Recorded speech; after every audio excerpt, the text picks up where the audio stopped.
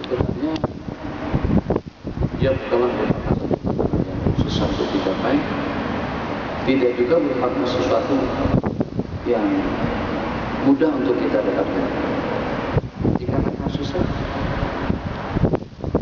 pasti. Dikatakan mudah pun juga tidak pasti. Dia tergantung kepada iradatullah.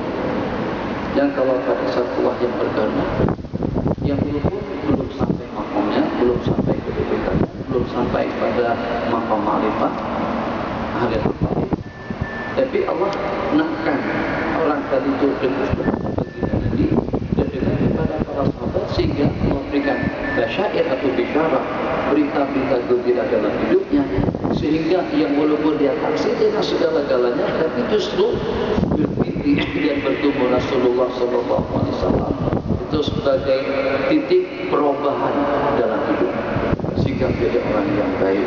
Jadi bukan karena dia orang baik, tapi Allah yang menginginkan agar dia jadi orang baik, sehingga Allah takdirkan dia bermimpi bertemu Rasulullah SAW. Ini yang sifatnya anugerah daripada Allah. Tapi ada juga gambaran daripada mereka yang walaupun tidak bermimpi langsung, tapi dimimpikan oleh orang-orang lain. Anak tengok antum malam tadi itu bersalaman dan memeluk Rasulullah SAW. Anak tengok antum malam kemarin itu berada di saf pertama di belakang baginda Nabi, itu dimimpikan oleh orang lain. Anak tengok antum malam tadi ikut berkempen juga dengan Rasulullah SAW. Itu sebagai isyarat kemenangan. Salah satu daripada sahabat saya di Indonesia, dulu pengajiannya di Mekah, selepas di Mekah dia balik dan menentuai satu buah pondok pesantren yang cukup lumayan ramai pelajarnya, kira-kira adalah 7.000-an ke atas pelajarnya. Jadi dengan beliau bermimpi bertemu Rasulullah SAW yang tadinya ada satu buah masjid di Nizamuddin. Masjid itu masjid yang dibangun oleh Syekh Maulana Ilyas. Jadi selama 7 bulan tadi itu masjid itu diruntuh dan dibesar. Jadi terlintas dalam hati, kenapa kita rubah? Kenapa kita runtuhkan? Maka selesai dengan kita kekalkan saja dengan bangunan lamanya. Kenapa dirubah bentuknya? Kenapa diperluas seperti itu? Akan lebih menyeronokkan kita kalau dengan kita dapat menata bentuk masjid Nabawi sejak daripada zaman Rasulullah. Di Marrakesh yang saya ceritakan tadi itu ada satu masjid yang dengan tadi sembahyang di belakang tertutup, kita tak nampak batang hidung imam, tak nampak imam itu di mana, sahnya pertama itu juga di mana. Kenapa kena tertutup? Daripada ujung sana sampai ujung sini tertutup semuanya. Jadi kita sebagai tembok belakang. Siapa yang mengimami kita? Nanti kalau saya tidak naik atas mimbar, kita akan kelihatan pada tutup daripada mimbar di lokasi mana, kawasan mana imam tadi itu mengimami kami tidak melihat. Lepas sembahyang, kata manusia penasaran, kita nak tahu apa cerita. Rupa-rupanya diceritakan itu sejak daripada zaman Al-Muwahhidin, ulama-ulama Maroko yang berupaya untuk menyatu padukan rakyat Maroko. Pemerintahan pada saat itu di mana dengan pihak kerajaan agak risau dan takut kalau nanti akan diserbu dan diserang oleh rakyat yang tidak setuju dengan mereka, maka dibuat tembok pemisah antara orang ramai dan kebinit atau juga dengan raja-raja atau dengan pihak kerajaan yang sebenarnya di masjid itu. Jadi karena begitu ceritanya sama warga Maroko dikekalkan sampai sekarang. Jadi pemisah tadi itu tidak dilakukan, dibiarkan seperti itu. Jadi sahabat kita tadi itu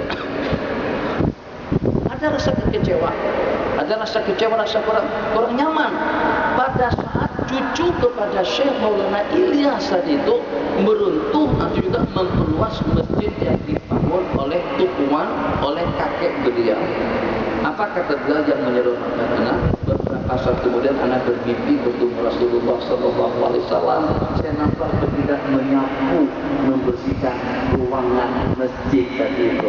Itu dalam bahasanya berarti bagi restu dan ridha kalau dengan masjid tadi itu diperluas. Mimpi bertemu Rasulullah SAW itu berarti kesembuhan, berarti sehat, berarti afiat, berarti menang, berarti kemenangan. Jadi kata Sadat tahu Anwar Sadat tahu Sadat, Presiden Mesir sebelum Husni Mubarak. Beliau ditelepon oleh Syekh Abdul Halim Mahmud. Jadi apa kata Syekh Abdul Halim? Ini mungkin ada hubungannya juga dengan yang akan datang. Kita terlalu banyak memikirkan sambil bersalawat ke mimpi bertemu Rasulullah. Bersiapa-siapa Rasulullah nanti dalam mimpi kita. Nah, itu ada hubungan. Kita nih kotor lagi, belum waktunya untuk kita mendapatkan kehormatan yang semacam itu. Sebab kenapa? Sebab subuh masbuk saja atau subuh delapan yang atas. Katakan masjid, katakan tidak. Itulah keadaan kita. Jadi dalam satu rakaat mimpi kata Syekh Abdul Halim Mahmud dan maksudnya Anwar Sadat lah, telepon, Sadat, aku tadi malam bermimpi bertemu Rasulullah SAW dan aku melihat dalam mimpiku itu baginda Nabiku juga ikut bersama pasukanmu, ikut bersama tentara Mesir. Itu pada cerita pada peristiwa 6 Oktober 1970 yang Mesir berhasil untuk mengalahkan pasukan Israel. Serangan yang dilancarkan waktu pagi seketika dengan pasukan Israel mabuk dengan minumannya, dengan hiburan atau juga dengan dansanya, maka pada situlah Presiden Sadat melancarkan serangan dengan gema Allahu Akbar. Dikatakan satu orang prajurit Mesir itu mampu melawan sampai 30 orang, ada yang sampai 50. Senjatanya sudah tidak tercatat. 150 yang ditawar itu hebat betul. Itu hanya dengan aturan Allahu Akbar. Sudah seperti itu pengaruhnya. Allah Maha Kuasa atas segala-galanya. Jadi saya tidak menyebelahi mana-mana pihak, cuma yang memberikan gambaran dan panduan. Jangan stres, tenang saja. Indillah, menang dan kalam Allah yang tentukan. Bukan campaign, bukan manusia. Kita hanya meminta, memohon dan berikhtiar. Jangan sampai nanti selepas malam makan, tak lalu makan, badan terus sedih. Kenapa? Sebab semalam tuh pergi ke kampung orang asli, sampai ke sana minta didukung, minta disokong, ternyata gagal semuanya. Sedih. 3 hari kemudian innalillahi wa inna ilaihi raji'un. Tak yang lain, silakan.